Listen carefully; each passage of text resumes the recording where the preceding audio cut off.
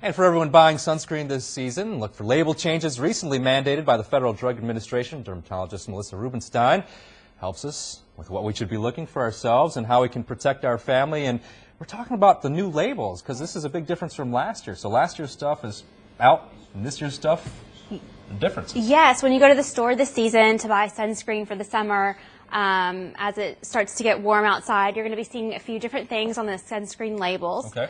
A few important things to look for is that you should be looking for a sunscreen label that says broad spectrum. Okay. And that means that it has both UVA and UVB protection. Okay, so do we have any examples of that here? Well, all the ones that I brought say broad spectrum sunscreen. All right. And, you know, in previous years, the sunscreen, the SPF, refers only to the UVB protection. Okay. But we know that UVA protection is also very important. That's what contributes to aging. It also can contribute to skin cancers. So getting that broad spectrum protection is very important. Okay, and then we're also looking for products that have skin cancer, skin aging alerts on that. Is that right? I mean, is it on most of them, some of them? Yes, it should be. You should be turning the sunscreen over to look at the back and to look in the drug facts section because you want a sunscreen that's going to protect you against sunburns. But there is no guarantee that it can protect you against skin cancer. And that's what we're looking for. Okay. So a lot of people, you know, we put on sunscreen when we go out to the pool or the lake or what have you.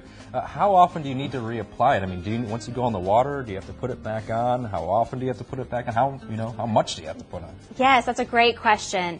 It's really important that you put on sunscreen and that you reapply every 2 hours. And also, if you're getting out of the pool or just finishing a run and you towel off, you need to reapply it then as well.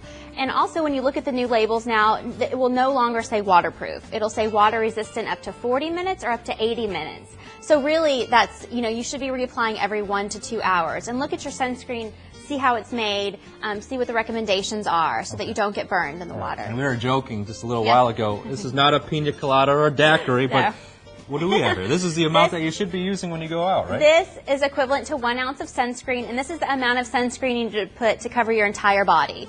Most people don't use this much sunscreen, but you really have to be generous, be liberal with the sunscreen to really get that SPF that the bottle says that you're going to get. Okay, so we can use all of these products, of course, but then you can take another step, particularly with children, in terms of clothing and other articles that you can use. What do we have here, and how does this help, really? How do you find this clothing that can help protect kids from those harmful UV rays? One of my favorite things to recommend is the sun protective clothing. It's available all over the city now. You can find it at Target, you can find it at Old Navy, all different price points. You put these on and the kids don't need sunscreen in these areas. It provides an SPF 50 or higher and is a really good way to actually block the sun's rays from their skin. So it's one added step of protection. Also, hats and sunglasses are also very important.